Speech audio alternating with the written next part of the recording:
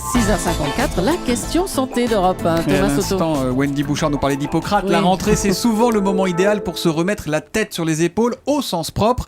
Et quoi de mieux qu'un bon craquement pour remettre tout ça en place. Bonjour, docteur Kierzek. Bonjour Thomas, Vous savez bonjour que Julie. ça fait du bien, Bonjour. sauf que vous, ce matin, vous nous dites attention, ça peut aussi faire plus de mal que de bien de tout faire craquer. Oui, alors c'est une technique qu'on connaît qui s'appelle le cracking. Vous savez, c'est quand on vous manipule le rachis cervical et vous entendez un crack. C'est pas la vertèbre qui se déplace, hein, c'est simplement un effet de pression. Le craquement qu'on entend, c'est la pression, c'est le gaz à l'intérieur de l'articulation. Comme une bulle d'air, en fait. C'est une bulle d'air, enfin de gaz carbonique plus exactement, mais c'est pas du tout la vertèbre qui, elle, est bien solide et bien tenue par des ligaments.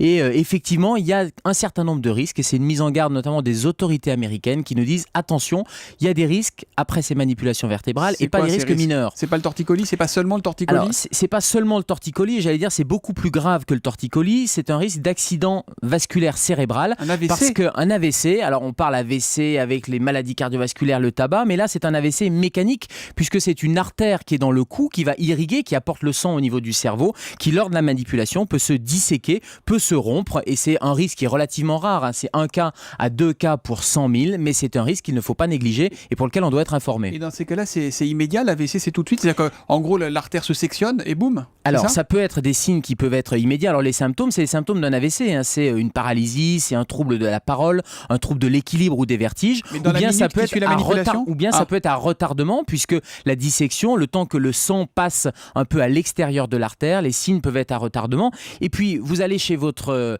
manipulateur, chiropracteur ou ostéopathe pour un torticolis. C'est peut-être déjà un premier signe de dissection de l'artère vertébrale.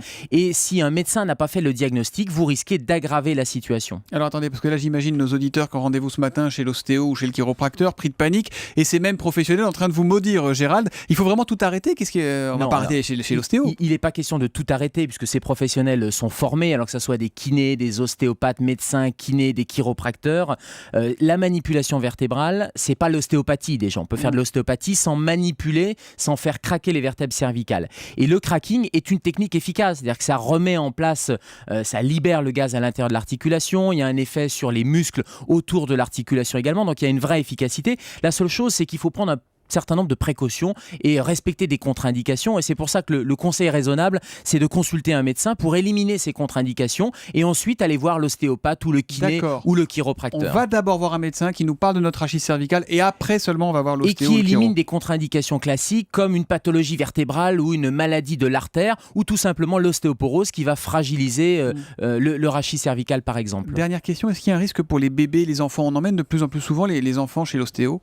Alors les ostéopathes sont tout à fait habilités, les ostéopathes dûment diplômés sont tout à fait habilités à faire des manipulations ou de l'ostéopathie chez les enfants, notamment de l'ostéopathie crânienne ou chez les nourrissons. Mais là encore, et je pense au torticolis chez l'enfant par exemple, le torticolis chez l'enfant, il vaut mieux qu'un médecin examine le jeune patient avant d'aller voir l'ostéopathe. Donc on ne panique pas, mais on prend ses précautions. La question santé du docteur Kierzek, il est la nuit aux urgences et le matin en direct sur Europe 1 à 7h-5. À demain matin, Gérald. À demain, bonne journée. Europe 1, 6h58.